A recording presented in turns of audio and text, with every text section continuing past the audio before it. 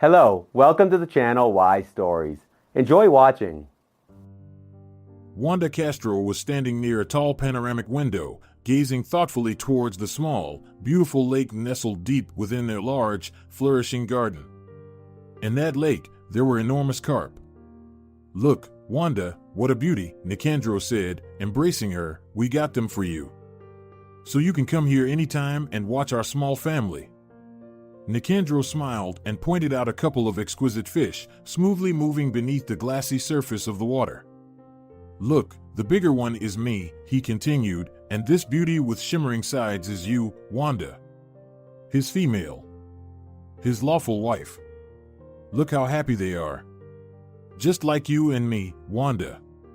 For a while, Wanda continued to gaze at the majestic fish, thinking about the fact that she was also swimming in the midst of the unknown waters of her own life. And just like these carp, she didn't remember who she was. She slowly shifted her focus to her reflection in the window. She was tall, of almost model-like height, slender as a birch tree trunk. Wanda possessed truly striking features. A platinum blonde who had turned 25 just last year, she seemed to have stepped straight out of a fashion magazine. Nevertheless, Nicandro claimed that's how they met. He said she used to be a model, planning to leave her tiresome business, while he was a successful banker, overseeing several branches of a major bank in the country. Her husband told her they met at some art exhibition, either dedicated to Impressionism or, on the contrary, something related to folk crafts. Nicandro said he no longer remembered precisely. "I wish I could remember something from all of that," Wanda thought bitterly to herself, "at least something." However much she strained her memory, however hard the businessman husband tried to help her piece together the events of that fateful day when she had a terrible car accident and lost almost all her memory except for her name, she never managed to recall anything beyond that. Her first memory after she had fully regained consciousness was the long road back home. She remembered the cozy interior of a luxurious car, where her husband was driving her to their lavish countryside mansion located in one of the most exclusive and meticulously guarded cottage settlements. Beside her was a middle-aged woman dressed in an exquisite sky-blue three-piece suit. Her hair was immaculately styled, and her makeup could rival that of the English queen herself. She appeared to be around 50, yet her figure was akin to that of a Hollywood star. She was taut, slim, with minimal wrinkles on her beautiful, albeit slightly cold, face. It later emerged that she was Nicandro's mother, Patricia Castro. The banker's mother owned a huge spa complex, hence, there were truly no equals when it came to matters of youth and beauty. At least, not in their city. After they arrived home, Nicandro and Patricia gave her a more detailed account of what had happened to her. "Dear, it's normal that you feel somewhat lost," her husband explained. "The accident you were in with your driver was simply horrendous. The driver died on the spot, and you—" Nicandro hesitated, as if finding it difficult to speak about it, unsure of how to choose the right words so as not to shock his already bewildered wife. Finally, he said, "Wanda, they had to piece you back together almost like a puzzle. Your brain was severely injured, and after several complex surgeries, you had to be put into an induced coma. Otherwise, you wouldn't have survived, my dear." Patricia, sitting right there, silently lowered her eyes and pressed her palm to her forehead, suddenly feeling overwhelmed with anxiety for her daughter-in-law. "You were in a coma for almost half a year," she whispered. "My son visited you every day, hoping that your condition would finally improve enough to wake you up. But initially, the doctors weren't optimistic. They said your chances of recovery were incredibly low. Yet, you did it, Wanda. You conquered death. You're amazing." When Patricia looked at Wanda again, tears filled her eyes. She immediately approached her daughter-in-law and embraced her sincerely. Wanda had no choice but to respond to this gesture with her own and embrace her, but much weaker. "I've been waiting for you, Wanda," Nicandro said in the meantime, wiping tears from the corners of his eyes. "You can't imagine for how long. Mom is right, even the doctors had given up hope, but I still believed that you would come back to me, my dear. Thank God, it happened. Now you're home, and I will never allow you to suffer again. Never." For a brief moment, the young woman looked at her husband, and it suddenly seemed like she had heard something similar before. Yet, it was under entirely different circumstances, and what exactly those were, unfortunately, she couldn't remember at all. Wanda herself felt as if she had slept through several decades in a row, and when she woke up, she found herself in a completely different time and place than where she had fallen asleep. She was constantly plagued by a sense of lethargy, physical weakness, and everything around her seemed somehow off, not as it should have been. Thank you both," Wanda slowly replied, and her mother-in-law finally released her from her overly strong grip. The young woman weakly smiled at both her mother-in-law and husband and added, "I must be very lucky to have such a sensitive and caring family. I will try to remember you. You and everything that happened before this terrible accident. I promise." Patricia exchanged a quick glance with her son, but in the next second, her husband and mother-in-law smiled joyfully. "Of course, dear," Patricia said, taking her hand, "we have no doubt about that. Nicandro will help you fill in all the gaps in your memory that formed after the coma. Honestly, we've prepared for this a bit. So, as soon as you're fully ready to begin, just let us know, all right?" Wanda nodded and unexpectedly asked, "Do you live with us too?" For a moment, her mother-in-law seemed taken aback, as if not expecting such a tactless question from her daughter-in-law. But then, realizing it was just normal, she softened. "That's right, dear. Nicandro, you, and I all live together in this wonderful house. I'll keep an eye on you if you don't mind," she said, looking attentively at her daughter-in-law. "Nicandro is at work most of the day. Besides, he's often set on business trips, sometimes abroad. I think it's better this way." Wanda turned a questioning gaze from hers to her husband, and he confirmed his mother's words. "Darling, you have nothing to worry about," he reassured her. "I'm on a short break right now, but in a couple of weeks, I'll have to return to the office. I want to be absolutely sure that nothing happens to you while I'm not at home. Mom kindly agreed to help me with that, even though she has a lot to do at her spa complex. I'm sure you and Mom will have a great time together. After all, you two were inseparable even before the accident, like true friends." And he laughed softly, glancing at his mother as if seeking her support. She didn't keep him waiting, and she laughed too. "Absolutely. We will discuss so much, prepare so many delicious things. You won't feel lonely with me, that's for sure." Patricia gently patted Wanda's hand. But it seemed to Wanda that the gesture was somewhat contrived, as if her mother-in-law was emphasizing their friendship, implying that her husband might have slightly embellished their true relationship with Patricia. Either way, at that moment, Wanda didn't say anything, she just smiled at her loved ones. She was truly exhausted, and the only thing she really wanted at that moment was to get some rest. Her relatives didn't object to Wanda's desire and led her to the room prepared for her. Almost a year had passed since then, but the young woman hadn't made much progress in her numerous attempts to remember the life that preceded the accident. It was as if someone deliberately drew an invisible line between these two halves, and everything that came before was irretrievably lost. Her husband helped her as best as he could from his side. He showed her their wedding album, filled with numerous photographs of both the celebration itself and moments from their everyday lives. There they were, happy and incredibly beautiful, posing for the photographer amidst 20 friends. Wanda was dressed in a magnificent designer dress the color of warm milk, entirely embroidered with silk and silvery crystals, forming an intricate pattern reminiscent of Scandinavian ornament. "You look so beautiful here," Nicandro whispered, kissing his wife. Wanda gently moved away. She wasn't ready to get closer to her husband, as much as he might want it. It hadn't been long enough, and she hadn't yet reacquainted herself with him or felt the emotions that, as he claimed, had bound them for the past 3 long years. "I'm sorry," Wanda whispered softly. But her husband seemed not to have heard it. Continuously attempting to be closer to his wife, he tried to embrace her, but she resisted more insistently this time. "No, Nicandro, please, I can't." "But I love you, silly," he replied, slightly disappointed. Looking at him, Wanda understood he had been waiting for this moment for a long time, and now he was left staring back at their wedding photos with a sense of disillusionment. "Fine," he said dryly. "But have you remembered anything, at least? Wanda, you can't hide from me forever.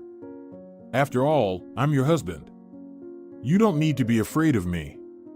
Maybe if we started living together again, as before, you could quickly not only remember but also feel the same love for me that I experience for you every day." Anxiety gripped Wanda's heart. She desperately wanted her memory to return, and all the beautiful, elevated feelings Nicandro spoke of to flood back. But looking at the colorful pictures, she didn't feel anything at all, not even a hint of a memory. Wanda felt terribly ashamed, so all she could manage was to shake her head negatively. "That's what I thought," her husband spoke in a much colder tone. "Wanda, sometimes it seems like you're not even trying to remember anything. I understand, it's hard for you. But you could at least try to trust me and Mom. Since your memory still doesn't want to return to you. Look at your right hand." Wanda obediently stared at her right hand, where her ring finger was adorned with an engagement ring with a huge pink diamond. Nicandro caught her gaze and gave a short nod. "You see?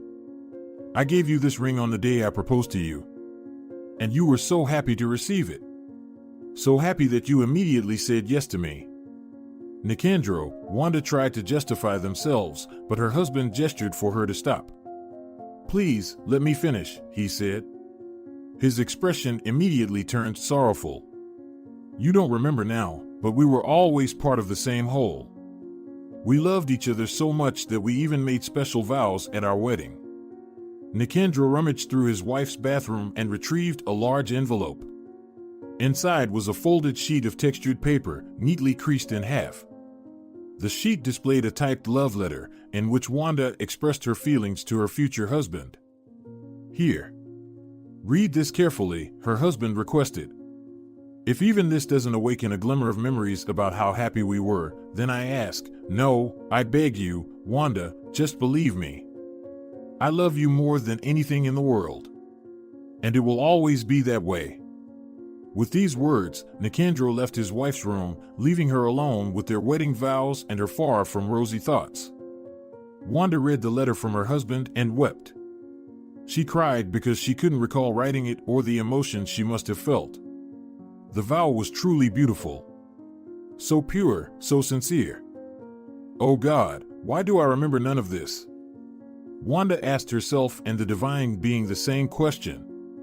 Why can't I love my husband again and remember him? Even the advice from her mother-in-law didn't help, even though they cooked together in the spacious kitchen and ventured out into town, visiting places that, as Patricia assured her, Wanda loved most. It was all in vain. It seemed like there was a massive stone wall inside Wanda, and it prevented her from delving into the depths of her own memory and remembering everything. Yet Wanda was never left alone for a moment. Either her mother-in-law or Nicandro were always with her. They would occasionally head to the city for outings a couple of times a week. There, they would visit shops, restaurants, and sometimes Nicandro tried to spend time with her by going to theaters, cinemas, and exhibitions. Wanda was grateful for her husband's efforts, but she couldn't understand why she couldn't do the same things on her own, without his presence. She longed for a bit of freedom, personal space. She futilely hoped that if she could be alone with her thoughts, her memory might return faster. "No, darling, that's out of the question," Nicandro repeated to her again and again. "You're still too weak, and you don't fully control yourself. What if you get dizzy or, God forbid, lose consciousness again and fall into a coma? My dear Wanda, I couldn't bear that, you know it." "Nicandro," the woman stubbornly argued, "I'll have to venture out into the world alone sooner or later. You can't lock me up in our house forever." At the mere thought of this, Wanda shuddered. She suddenly realized she couldn't stand confined spaces and solitude. Nicandro, upon seeing his wife's reaction to his words, immediately became nervous. His eye twitched as he was irritated. "What's the matter, Wanda? Did you remember something?" he oddly asked. "No," she replied. "Why do you ask?" Her husband relaxed and said more gently, "It seemed like you felt something new," Nicandro said. "Perhaps you remembered how we used to argue in a similar way." Wanda shook her head negatively. "Not entirely, but you're right. I realized that I can't be alone for too long." At that moment, something pushed Wanda from within, and she looked closely at her husband.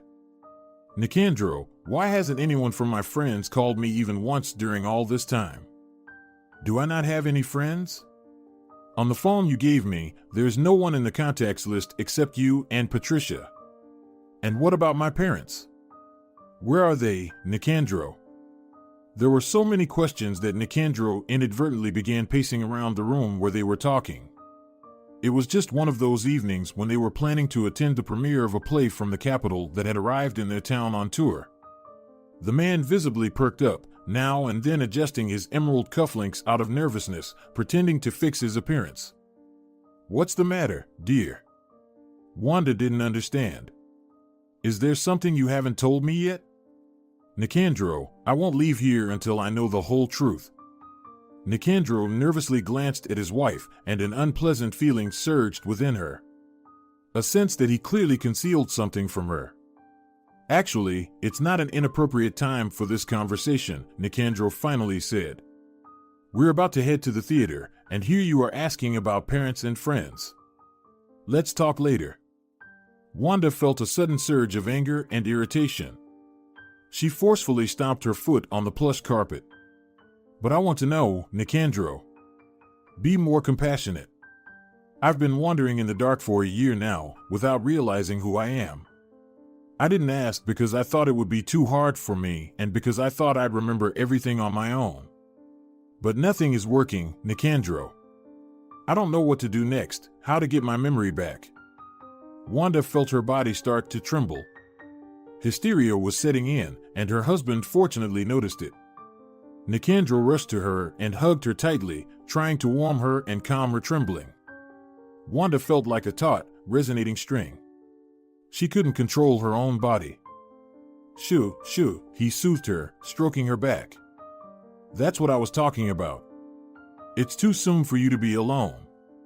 I hoped that you'd be able to piece together the most important memories little by little."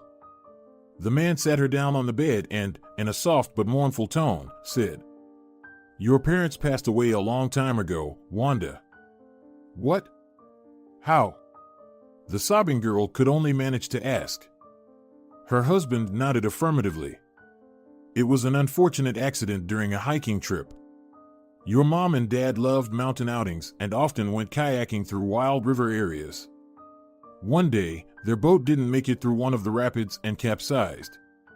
Wanda looked at her husband, and her eyes were filled with tears. "Have they drowned?" she asked. He nodded sadly and gently stroked Wanda's cheek. The river was very cold. Moreover, the current in those parts was extremely strong. Their death was inevitable. "I'm sorry, dear, I truly am." Wanda burst into tears and buried her face in her husband's shoulder. "God, what a nightmare. How long ago did this happen?" "Long ago, dear. You were only 20 at the time. You told me about it yourself." Nicandro tenderly stroked her head and whispered soothing words in her ear. Then he spoke cautiously. "As for your friends, I got you a new phone because your previous one was damaged in the accident. It doesn't have any other contacts since I didn't want anyone bothering you unnecessarily during your recovery." Wanda started to calm down a bit and, wiping away her tears, said, "Right. I didn't even think about that.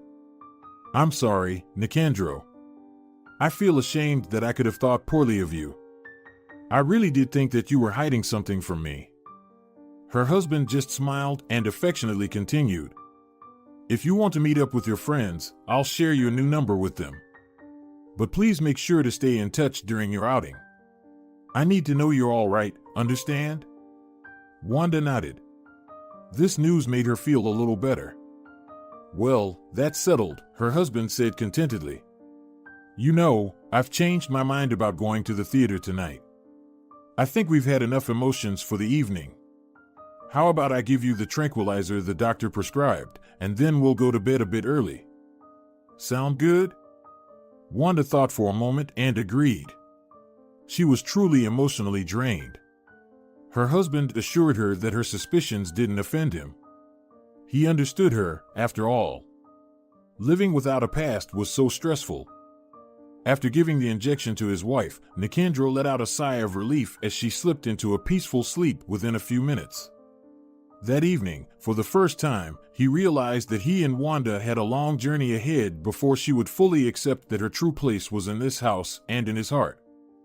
That same night, Wanda had a very strange dream that she couldn't shake from her mind afterward. In the dream, she couldn't figure out where exactly she was. Everything around her was engulfed in bright orange flashes. The woman couldn't breathe properly due to the smoke that had filled her lungs. Bitter and acrid, the smoke wrapped around all objects, as Wanda, the businessman's wife, struggled futilely to reach them and save them from the encroaching danger.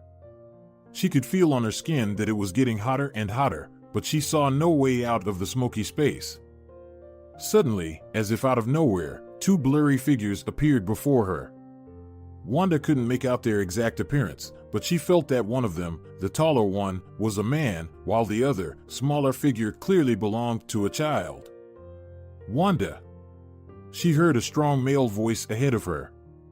"Where are you, Wanda?" The voice repeated her name again and again.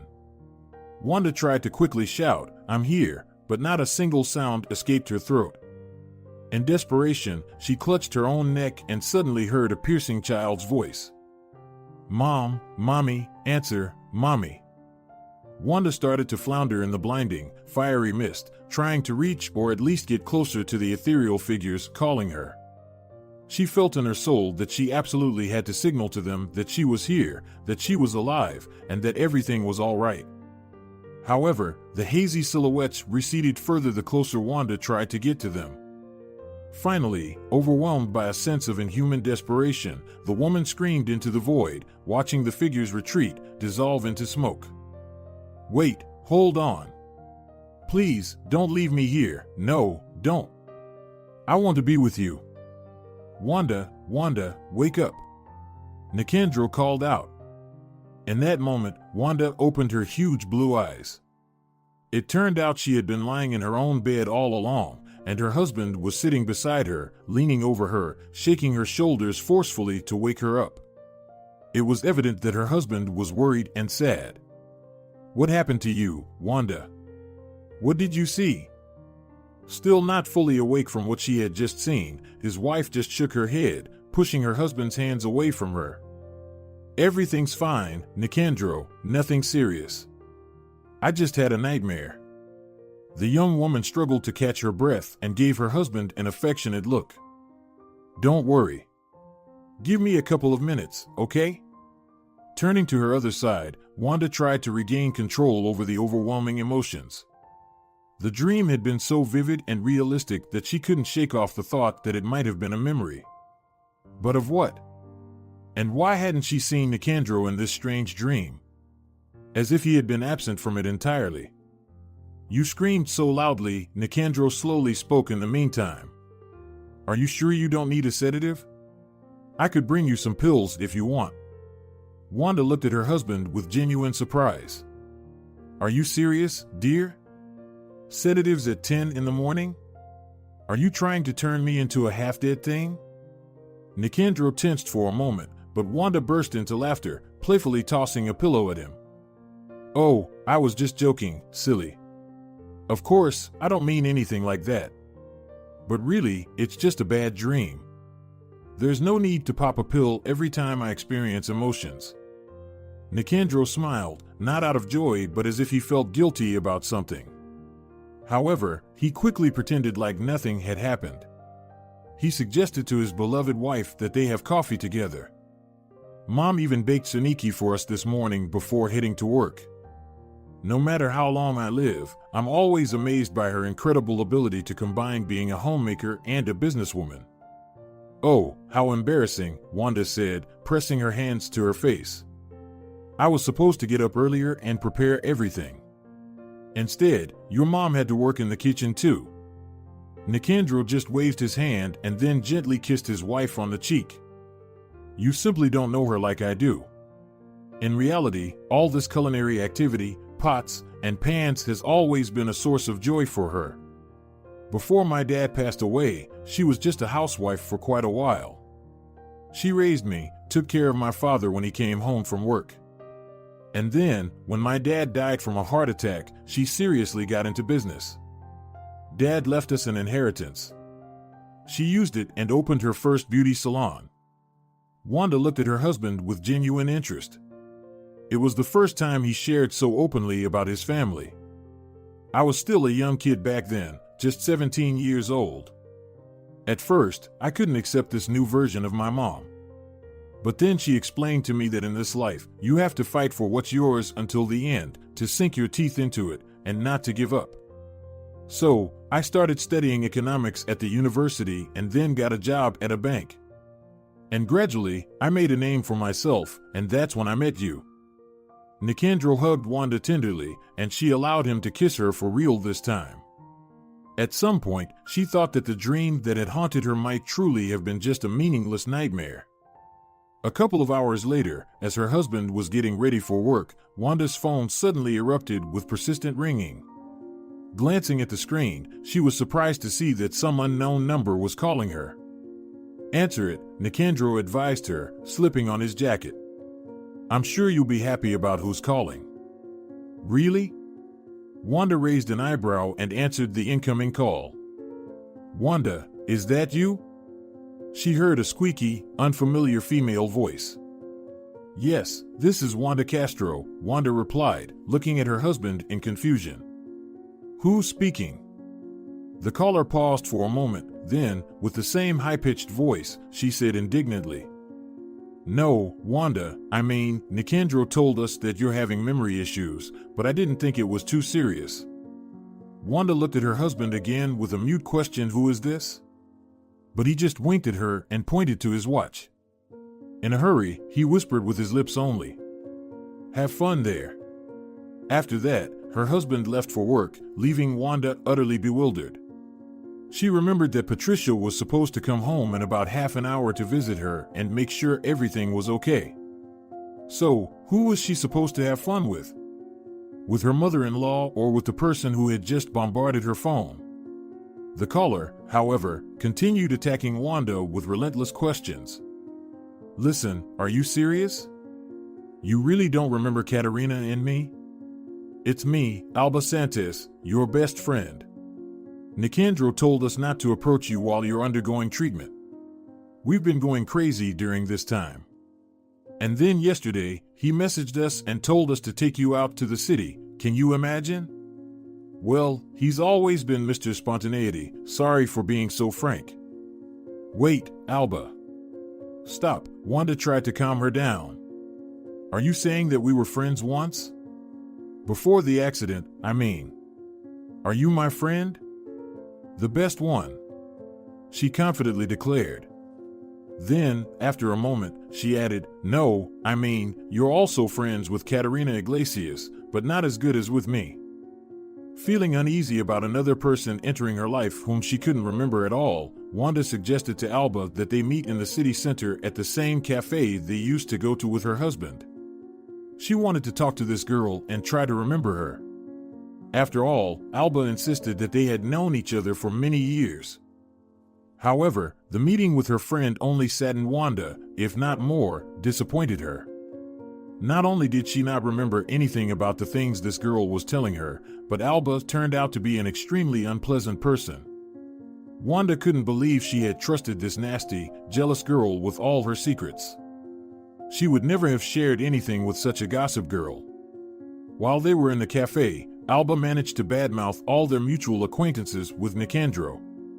And even though Wanda hadn't even met half of them in person, she felt offended that Alba was so unabashedly tarnishing everyone's reputation. So, you're saying we work together in the modeling business? Wanda asked at some point, trying to interrupt Alba's endless dirty tirade. For a moment, Alba fell silent, as if her internal computer had trouble processing that simple question. Finally, she smiled uncertainly. Wanda, don't you remember our shows in Milan either? How did we discuss that famous model? She looks so stunning in all the magazines, but in reality, she's just a fat blob.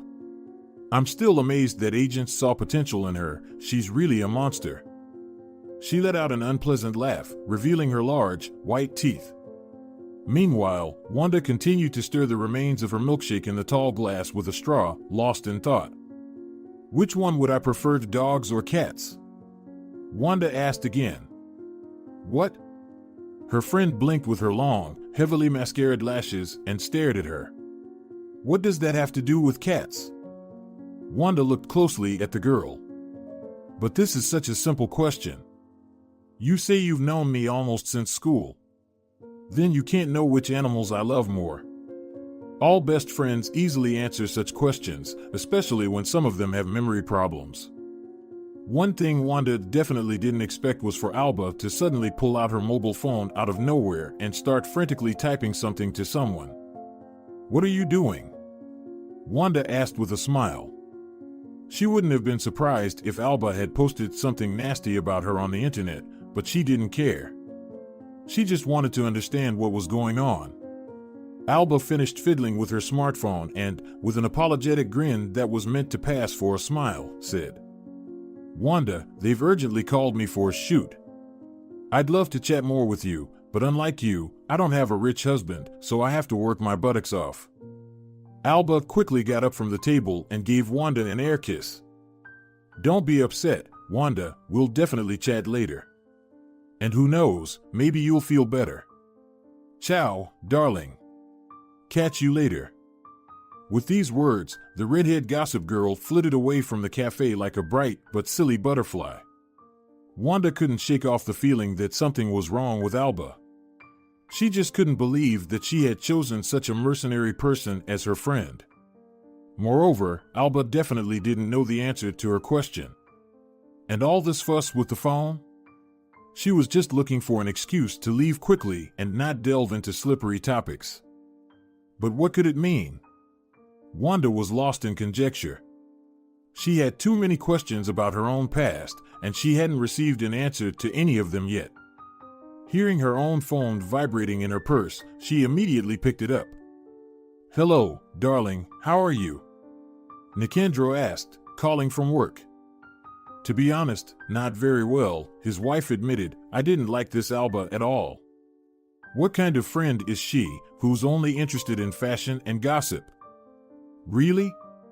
Her husband tensed up. You don't have to socialize with her if you don't want to.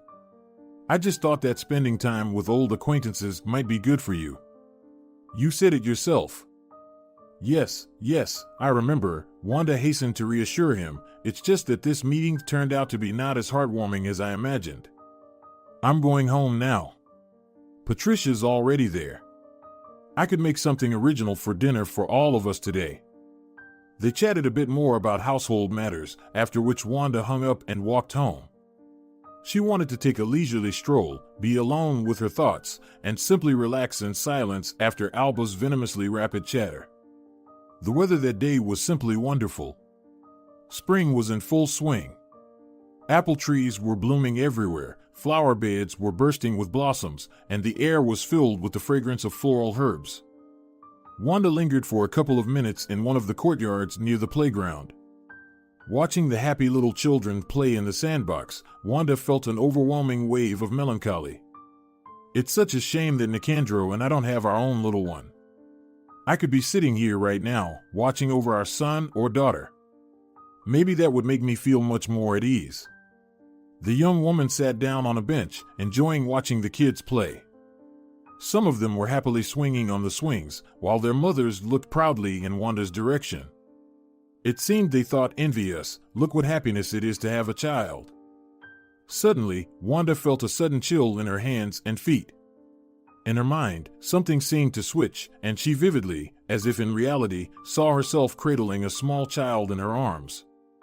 The newborn was peacefully sleeping, its eyes closed. At that moment, Wanda was absolutely sure that she was holding her own son. However, the vision didn't end there. She felt strong and gentle arms embrace her from behind. Wanda turned around to look at the child's father, and it was indeed him, she had no doubt. To her immense surprise, she saw someone entirely different from Nicandro. A short, broad-shouldered, handsome man with deep, dark green eyes and golden brown hair that differed from her husband's image. Nicandro was stocky, a brunette, slender, but slightly taller than herself. This stranger seemed to resemble a hero from ancient tales. Wanda didn't know the handsome man or the child she was holding.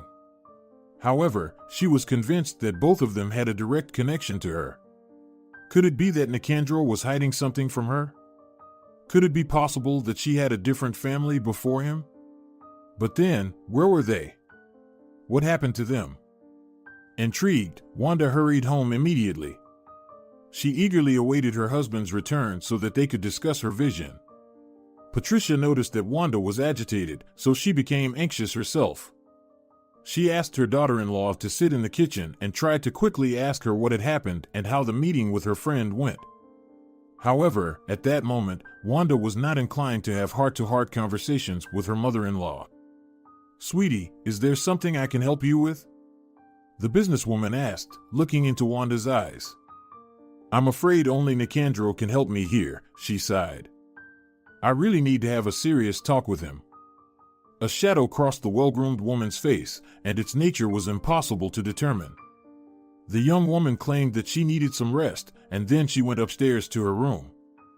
Later that evening, when Nicandro returned home, Wanda immediately called him and honestly told him about her sudden memory. After hearing his wife, the businessman was initially taken aback, but he quickly composed himself. Wanda was amazed at how rapidly his expressions changed on his face. In a matter of moments, she could discern surprise, anger, bewilderment, and then an unruffled calmness that concealed all other emotions. "Wanda, dear, listen to me very carefully," her husband began, seating her on the bed. "What you're talking about is impossible." "But why?" She looked at him with confusion. "Nicandro, I feel like these people are somehow connected to me, and very strongly at that. The emotions, the image, it felt so real, so familiar. If there's something about myself that I don't know, you have to tell me." Nicandro covered his face with his hands, as if trying to shield himself from his own feelings. "The doctors warned me that these kinds of consequences are possible," he slowly said. "You spent too much time in a coma, and part of your brain still remains incompletely recovered." "What do you mean, Nicandro?" Wanda asked him again. "What's wrong with me?" Her husband looked at her with sadness, even a hint of guilt. "Forgive me, Wanda. I should have told you about all of this sooner." "About what? Can you explain it to me?" Her husband gently took Wanda's hands. "It's hallucinations. The doctor said that it's a possible aftermath of being in a coma." Wanda didn't immediately grasp what her husband was telling her. When it finally sank in, she shook her head in disbelief. "No, Nicandro, no. That's the thing, it wasn't a product of my imagination. I'm certain that I saw a part of my past. But I can't figure out when it happened or who those people are to me." Nicandro looked at his wife with indescribable regret. "Darling, sometimes that's how it goes. Maybe you experienced a powerful emotional shock while looking at the children, and your mind tried to deceive you by presenting what you desired as reality." No. Wanda continued to persist. "I'm saying, Nicandro, I absolutely know that I've seen these people before. Nicandro, I told you about my dream." "That nightmare?" Her husband immediately guessed. "Yes, that one," Wanda nodded. "I think I saw the same man and the same boy there. Only it was as if it happened later than the memories from the playground." Nicandro's face immediately darkened. "Wanda, let's not try to find explanations for your delusions. I'm not thrilled, of course, that you're seeing some stranger man in your visions, but when it comes to the child..." Wanda jumped off the bed, nervously gesturing with her hands. "Nicandro, I wanted to ask you something else. Why don't we have children yet? You just mentioned that the memory could have been triggered by the playing children. What did you mean?" Instead of answering, her husband slowly got up from the bed, then calmly walked over to a small medical kit and retrieved a syringe with a sedative. When Wanda saw it, she stepped back. "No, Nicandro, I don't want a sedative. Explain to me how those children and my visions are connected." "Nicandro, what are you doing?" Fear filled the young woman's eyes as her husband began to approach her, holding a prepared injection. His face was completely inscrutable. "Darling, it's all right, don't worry so much. You just need to calm down a little. Look at yourself, you're trembling." Wanda kept stepping back until she finally felt something solid behind her. It was a wall. Panic surged within her. She turned around, trying to find a way out, but in that moment, her husband abruptly grabbed her hands, depriving her of the ability to resist. "Nicandro, please, don't. I don't want this. I'm scared." Nicandro forcefully pulled his wife closer and, with a deft motion, injected the sedative into her neck. "Shush, he whispered, "don't be afraid, my dear, don't be afraid, everything's fine. I'll never let you go. We'll always be together." Wanda's vision immediately blurred. The room suddenly became foggy. When Nicandro loosened his vice-like embrace and gently laid her on the bed, the woman looked at him with an utterly vacant stare. Her body went limp, and she could no longer control it. "Nicandro," she managed to whisper in a weakened voice, her eyes silently asking, "Why?"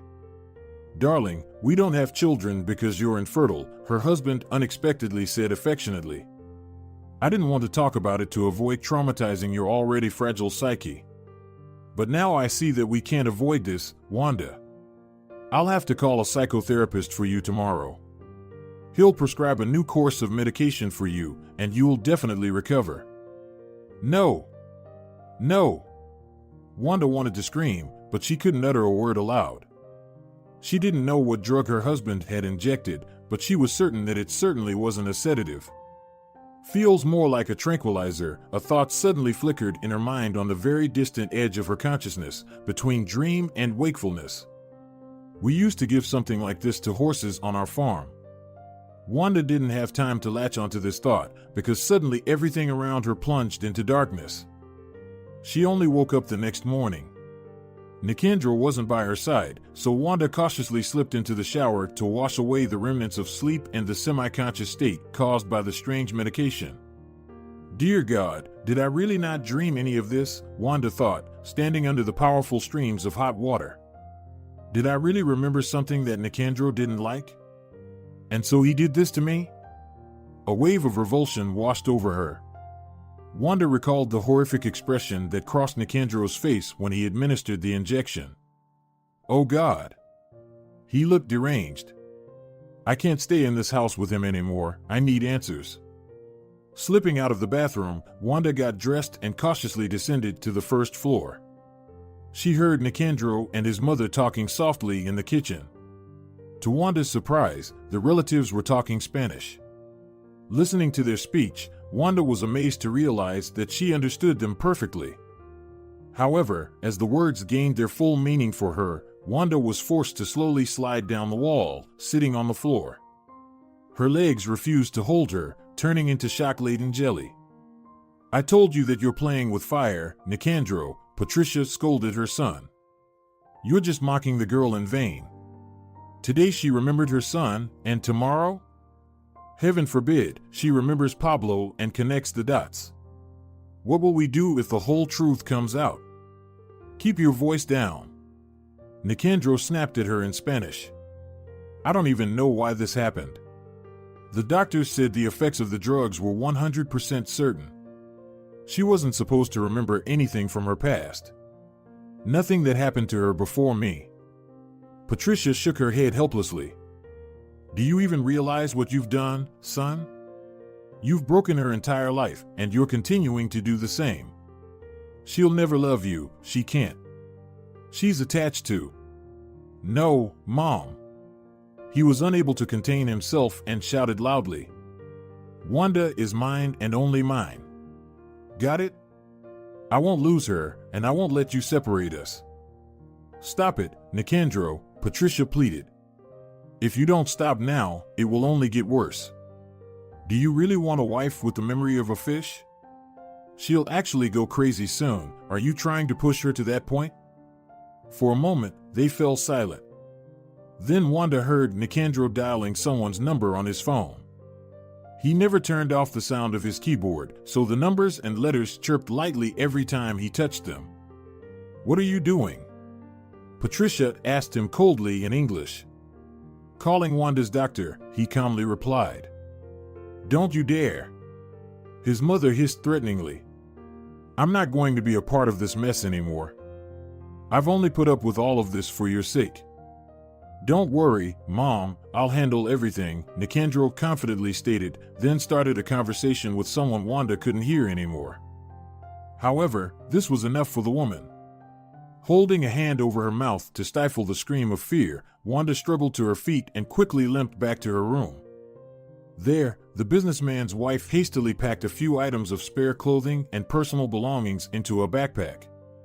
Wanda needed to wait for the moment when Nicandro would leave for the airport. A couple of days ago, he told his wife that he was going on a very important business trip to London. This trip was Wanda's only chance to save her life. She heard her husband's footsteps on the stairs, and quickly shoving the backpack under the bed, she lay back down and pulled the blanket up to her chin, pretending she wanted to rest a bit longer. "There you are, my sleepyhead," Nicandro said with a smile as he entered the room. "It's almost 10 o'clock. It's time to get up." The man gently stroked his wife's head, and she managed to force a faint smile. Pretending she hardly remembered the previous evening, Wanda sweetly stretched and placed her hands on her husband's shoulders. She couldn't let him suspect anything, so she played her role well, even though it was against her will. "I'm leaving today, remember?" Nicandro asked her, and Wanda nodded in agreement. "Mom will look after you until the doctor arrives," her husband continued, and in that moment, cold prickles of dread ran down Wanda's spine. "Behave well and do everything the doctor tells you, okay? And I'll try to come back as soon as possible. I think, in about 10 days, no more."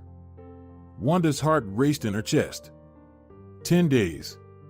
She would have almost 2 weeks to carry out her plan. "Thank you, Lord." "So long?" Wanda asked aloud, desperately portraying the role of a dutiful wife.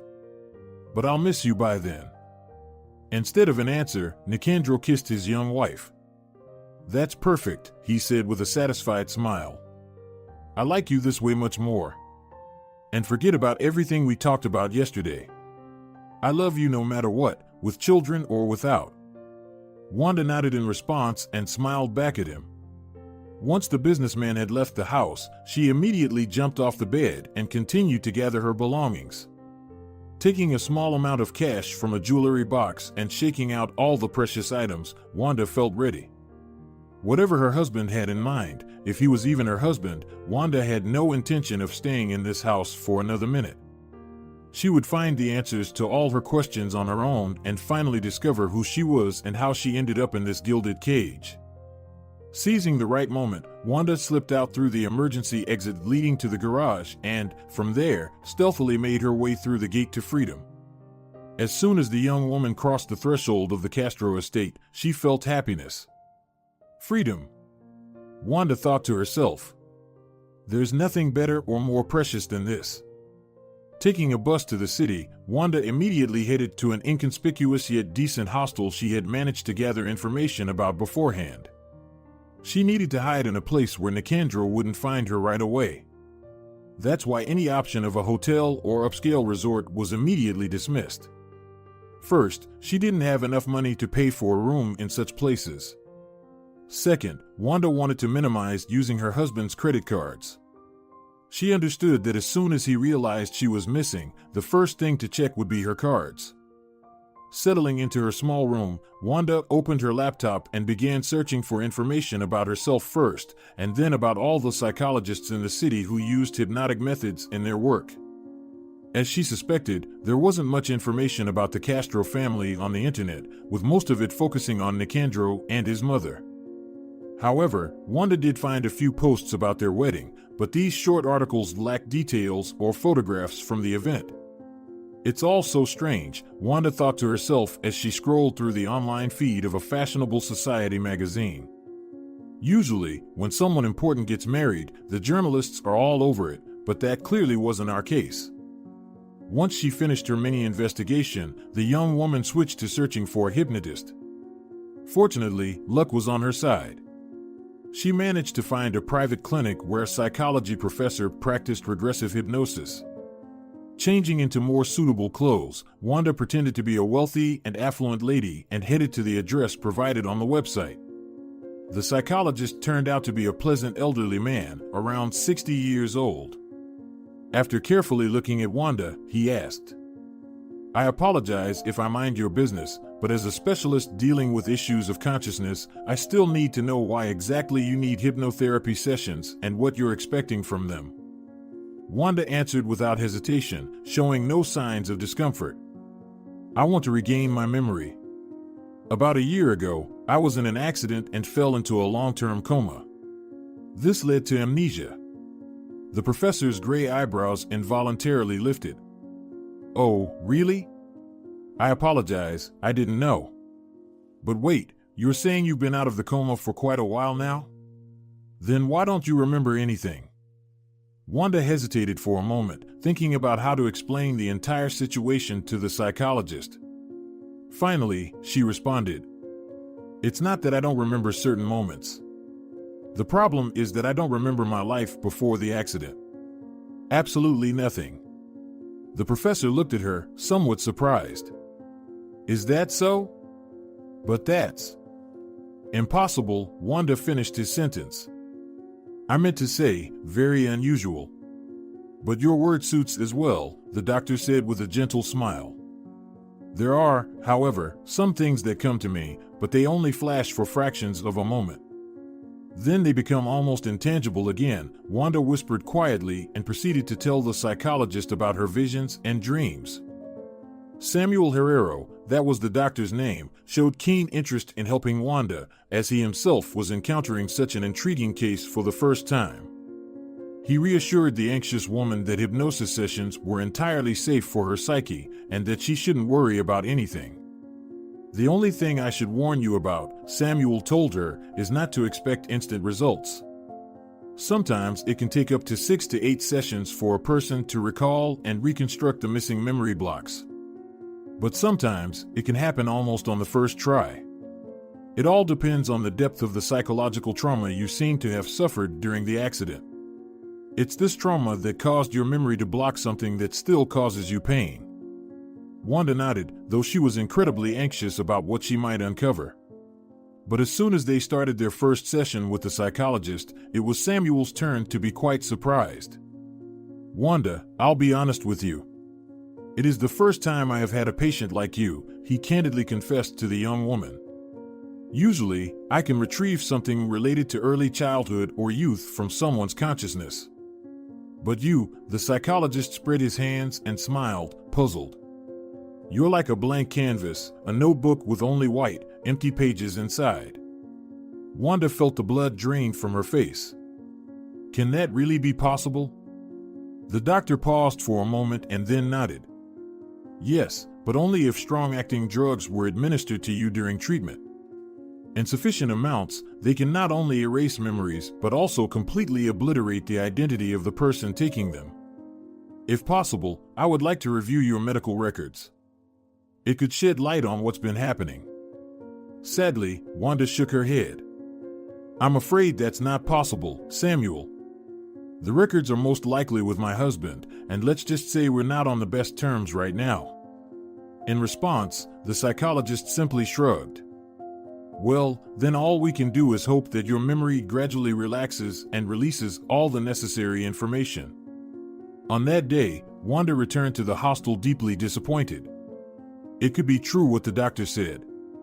Nicandro had never told her about the methods doctors used on her to try to restore brain function. A week had passed, and she still hadn't remembered anything, even after 3 sessions. Samuel had tried various approaches, from tests to art therapy, just to trigger even the slightest hint of memories inside Wanda's mind. But all efforts were in vain. At some point, Wanda had nearly resigned herself to the idea that, for some reason, she might never remember her life before the accident. However, the doctor assured her it was too early to give up. "I'm sure we can achieve some results," the psychologist insisted. Wanda had nearly lost hope. The saddest part was that she hadn't seen the flashes anymore, the ones where the mysterious man and the little boy appeared. Could it have all just been the fruit of my imagination? She thought in despair, wiping away tears from the corners of her eyes.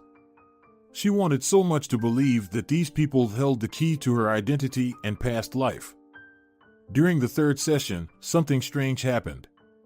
When the psychologist had already induced Wanda into a trance, a fire alarm suddenly went off in the room, and the smoke detector began emitting a piercing sound. Startled, Samuel jumped up from his chair. Wanda, however, felt a strange sensation, as if something similar had happened to her before. Since she couldn't exit the trance without the psychologist's help, she tried her best to cling to this déjà vu feeling, hoping that it might lead her to something. And it worked. The white mist that had enveloped Wanda during her hypnosis sessions suddenly began to dissipate. Before her eyes, images from the past started flickering one after another.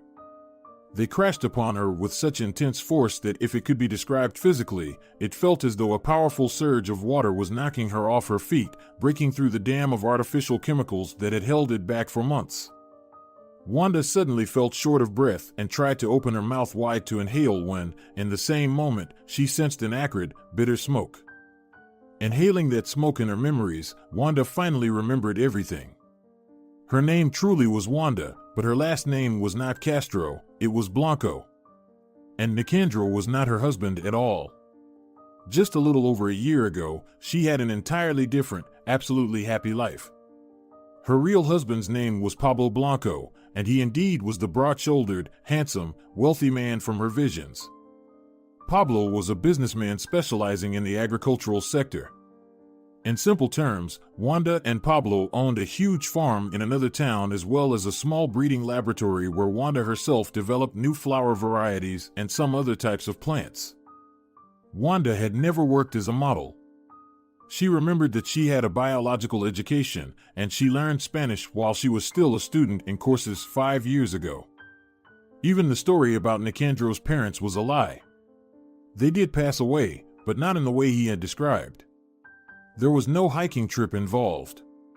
Wanda's mother, Agata, died of a stroke when Wanda was 19. Her father, Prudent, died much later due to an accident. He went fishing, fell through the ice, and died from hypothermia. So, there was not a single word of truth in the words of Wanda's supposed husband. "Pablo," she whispered in the trance, "Lobo, my dears, how could I have lived without you for so long? Where are you, my loved ones?" They called their little 3-year-old son Lobo, whom the Blanco spouses cherished more than anything else in the world. Pablo and Wanda could be called a perfect couple. Their life was also perfect. Until Nicandro Castro appeared in it. Wanda remembered very clearly the day when his SUV showed up on the driveway in front of their farm gates. Nicandro introduced himself as a major investor and told Pablo that he wanted to see his farm since he had heard so much about their environmentally friendly agricultural products. Pablo didn't mind showing Nicandro around the farm, but he was not enthused about the idea of a city businessman, completely unfamiliar with their trade, suddenly thinking that he could dictate terms to the Blancos based solely on the fact that he had invested a certain sum of money in their production. However, Nicandro was quite persistent. And all the while Pablo was giving him a tour, the banker painted rosy prospects for their farm entering the international market. Pablo was a very warm-hearted and decent person, and at the end of the day, he invited Nicandro to have a coffee at home. It was then that Nicandro Castro saw Wanda for the first time. The young woman, neither by word nor deed, gave the urban investor any reason to hope for something more than just hospitality and politeness. However, struck by Wanda's truly rare beauty, Nicandro firmly decided to win her away from her lawful husband.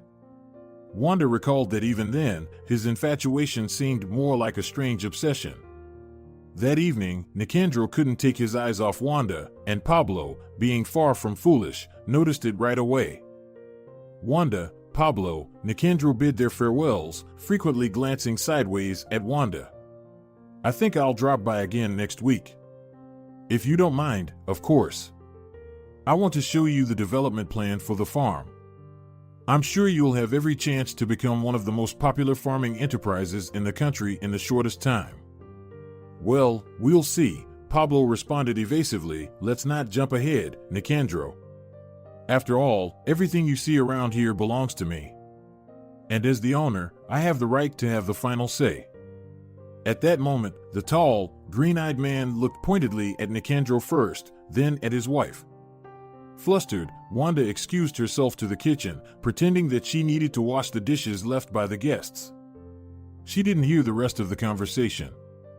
However, she saw clearly through the window that when Nicandro was leaving their yard, he angrily kicked an old bucket standing there. Then, he walked to his expensive car and, getting into its cabin, slammed the door loudly behind him.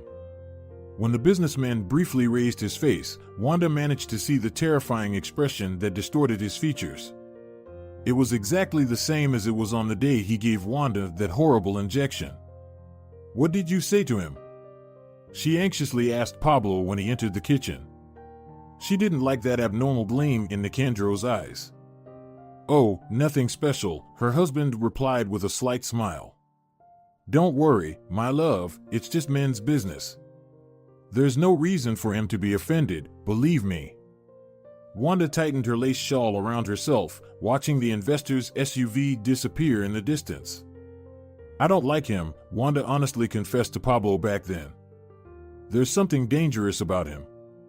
Pablo chuckled softly and pulled his wife close to him. "Don't worry, Wanda. This city slicker will come to our farm a few more times. And when he realizes he has nothing to gain here, he'll retreat back to the capital." The man was right. Nicandro did indeed come to their farm 3 more times. During their last meeting, Pablo and Nicandro had a heated argument, mostly because of Wanda. Nicandro seized the moment when Pablo wasn't around and forcefully pressed his young wife against the wall of the greenhouse, where she happened to be working that day. Before Wanda could even scream, Nicandro literally pounced on her with kisses. "Wanda, my dear, sweet one," he whispered, trying to leave numerous traces of his lips on her face, "you're the true queen. Why are you living with such a simpleton as Pablo? Come with me to the city, huh? You'll have everything you could ever wish for, cars, money, and jewels. Just be mine, Wanda. You must be mine." Wanda felt almost physically sick, trying to push away this clingy, slippery businessman. She managed to break free from his grasp and grab a nearby digging shovel. "Have you completely lost your mind, Nicandro?" Wanda exclaimed. "I love my husband, and our child is growing up. Aren't you ashamed to behave this way? My husband let you into our home, and you dare to do such awful things." Nicandro smiled, raising his hands in a conciliatory gesture. He took a step towards Wanda, but she waved the sharp edge of the shovel in front of him. "Don't come any closer." Wanda felt herself sweating from fear and disgust. "Get out of here before I tell my husband everything," she threatened. "I already know everything, dear." "I saw it all," came Pablo's voice from behind Nicandro. "What's the matter with you, Nicandro? Why are you acting like an asshole?" With these words, in a single motion, Pablo grabbed Nicandro by the collar, treating him like a pesky stray dog, and escorted the businessman into the yard, where he forcefully threw him to the ground. "What do you think you're doing?" Nicandro almost squealed, trying to get up from the ground. "How dare you? I won't leave a stone standing on your farm. I won't see you here again, you dressed-up pheasant," Pablo shouted sternly at him, "or I'll rip both your legs off and hang your body on a stick like a scarecrow in my garden. You'll scare away crows." The businessman's face displayed that same mad expression, mixed with feelings of anger and his own helplessness. "And do you really want to spend your whole life with this barbarian, Wanda?" Nicandro roared, addressing the farmer's wife. "Why spend your best years with this uncultured brute? You could be a princess, a queen. You just need to say yes to me." Nicandro screamed all this while slowly backing away from Pablo.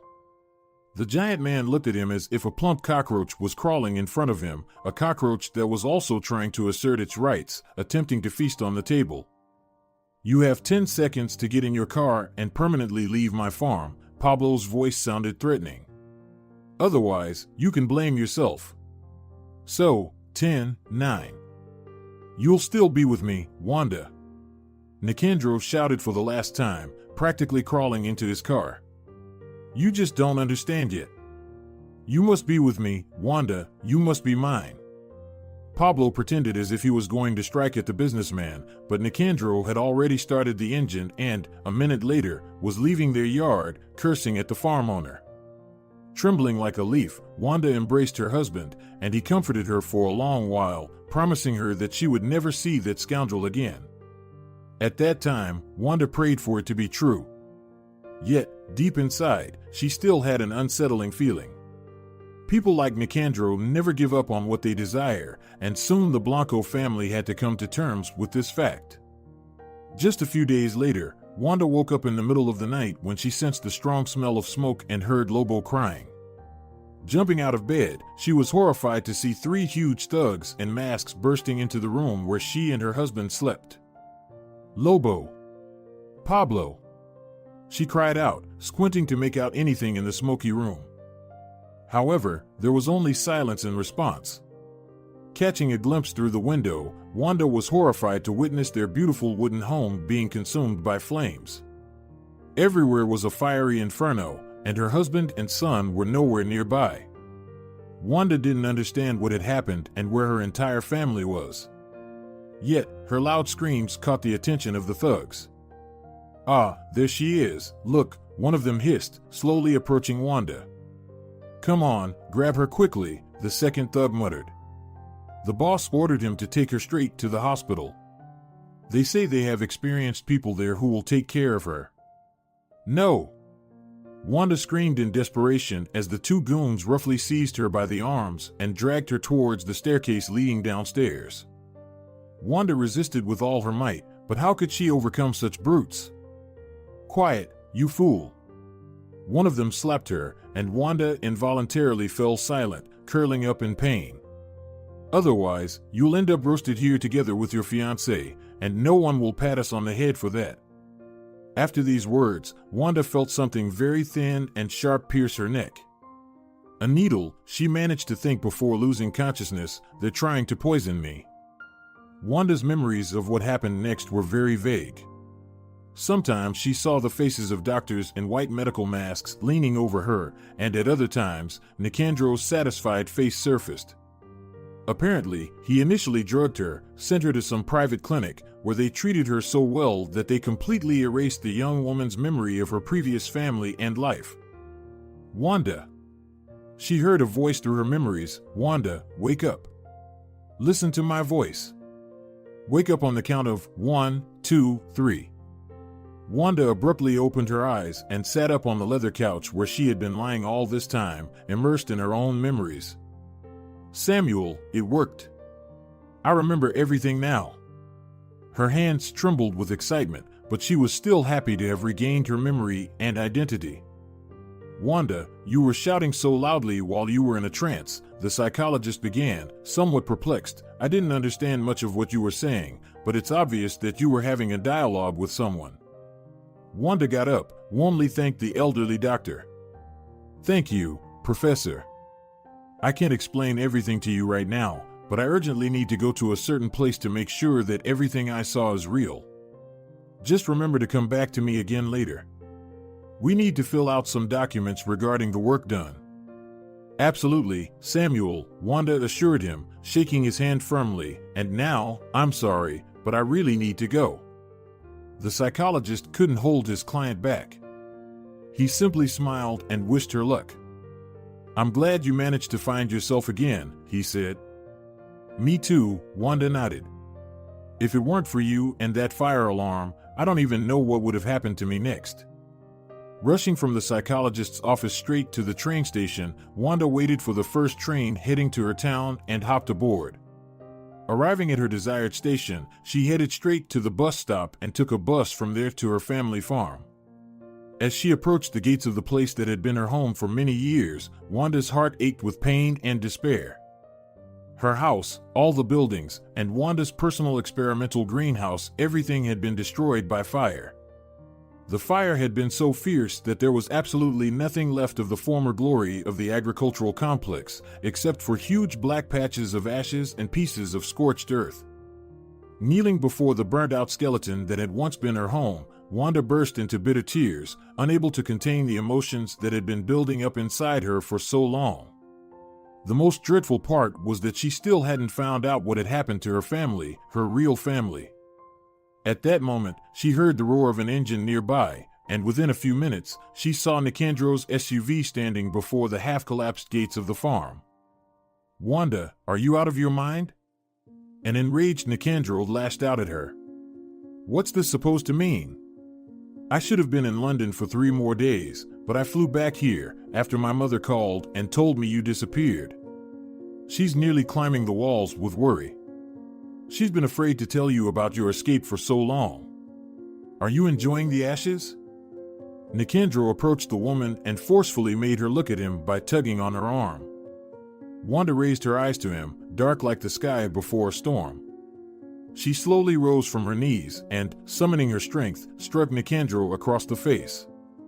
"Don't you dare," she whispered, her eyes filled with hatred as she stared at her tormentor. "Don't you dare tell me what to do.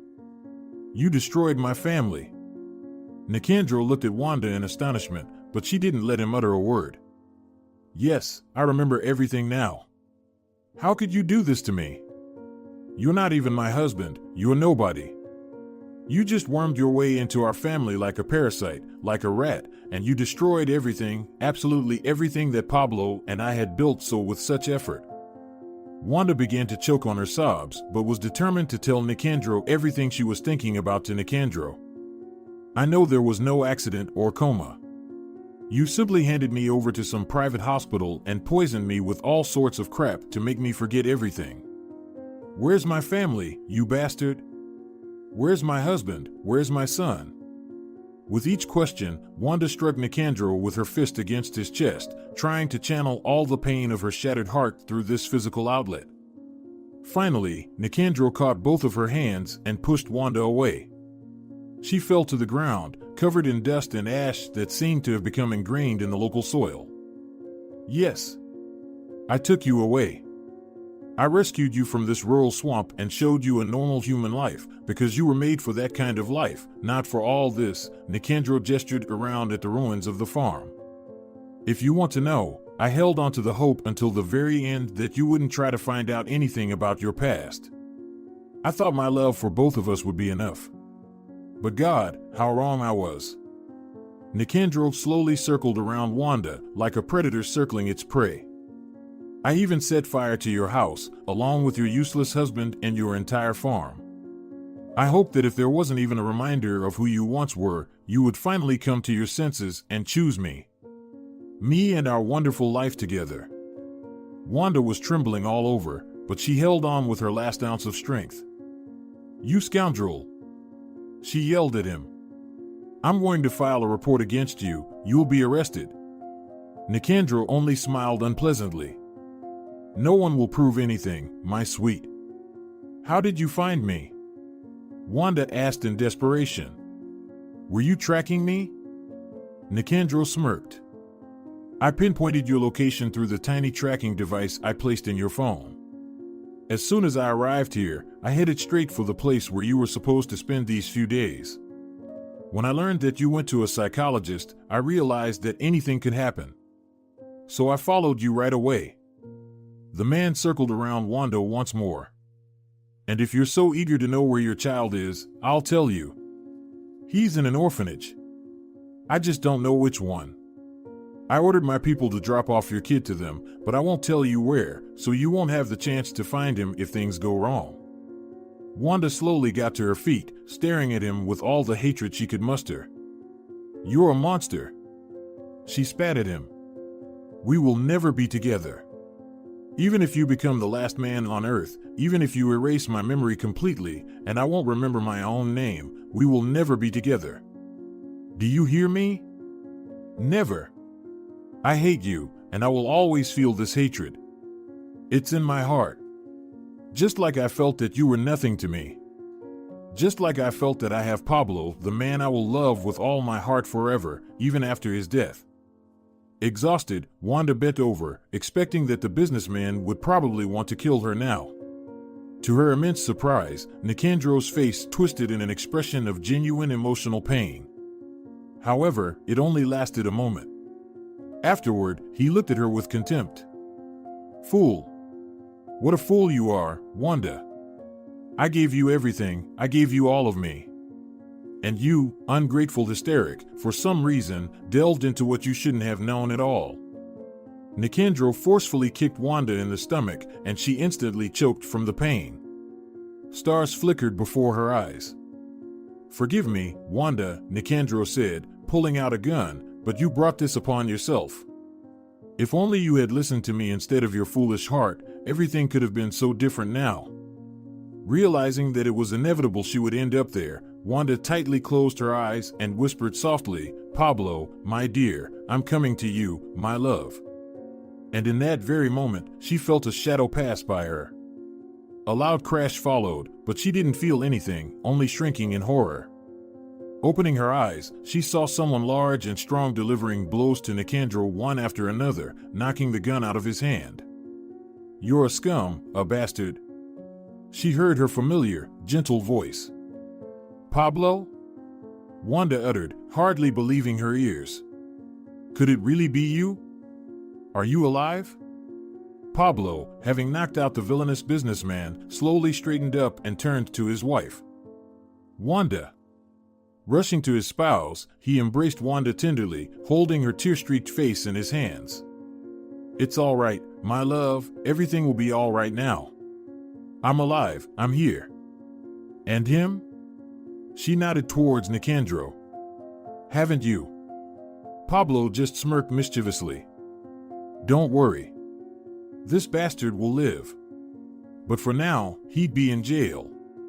I recorded everything on video, how he tormented you and what he said about our farm. I think the police will find that quite sufficient.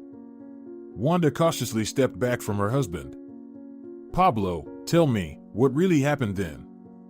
How did you manage to escape? And Lobo? Did you hear what he said about our son? The man affectionately stroked her cheek and smiled gently at her. Calm down. Lobo is home. We're living in a different city now. I couldn't stay here knowing that you were gone. Well, at least that's what I thought at the time. Pablo told Wanda that he had managed to escape the burning house in the nick of time when he realized everything around him was ablaze. They knocked me out, those morons. I saw them trying to break into the house, so I wanted to give them a fight. But they were stronger, damn bastards. I woke up in the shed. Apparently, they hoped I would burn alive there. Little did they know we had a small escape hatch there. I had accidentally covered it up with garden tools.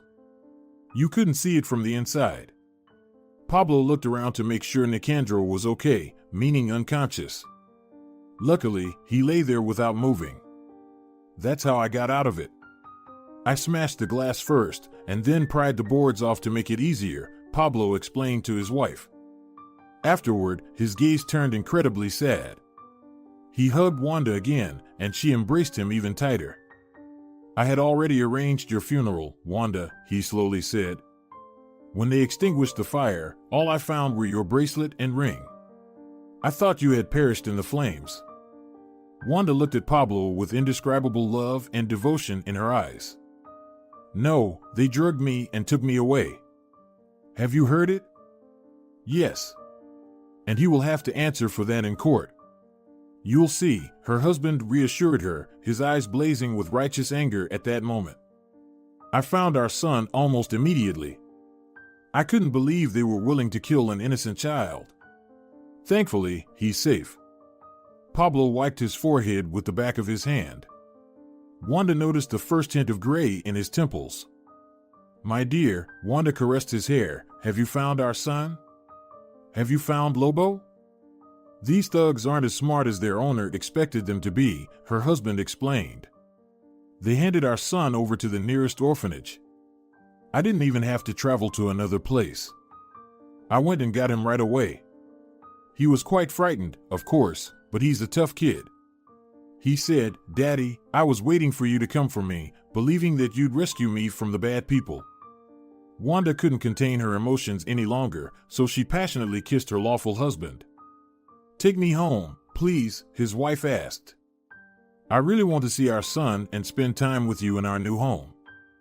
Pablo smiled, and tiny wrinkles gathered at the corners of his eyes. "Of course, my love. But first, I'll call the police. This gentleman should be imprisoned." When the police arrived, Pablo explained everything in detail and showed them the recording. The detective was shocked to know that such an influential person as Nicandro could commit such a monstrous crime due to an obsession with a woman, even if she was as beautiful as Wanda. So that the false husband of Wanda faced a long prison term. His mother, upon learning about what happened, immediately left for another city. She no longer wanted to assist her son in his crimes. "You have started all this trouble, you have made a mess of things, now you must beat the consequences," she said to Nicandro as she left. Pablo and Wanda returned to their new home in a neighboring city. Despite losing almost everything, Pablo remained optimistic. He hoped that with time, he'd be able to build a new farm for their family and start over. He still maintained connections with some of his former employees, so he had no doubt about his success. Lobo, upon learning that his mom was alive, considered it a true miracle. The little boy, now almost 5, lit a candle at home every day for his mom's health because he loved her so much and missed her greatly during the time she was effectively captive to businessman Nicandro. The Blanco family was back together and genuinely happy now. They managed to overcome trials that not every person experienced. Wanda sincerely believed that only her dedication and faith in her heart ultimately helped her remember her beloved husband and son. And they've managed to find themselves again. If you're enjoying it as well, leave a like and subscribe.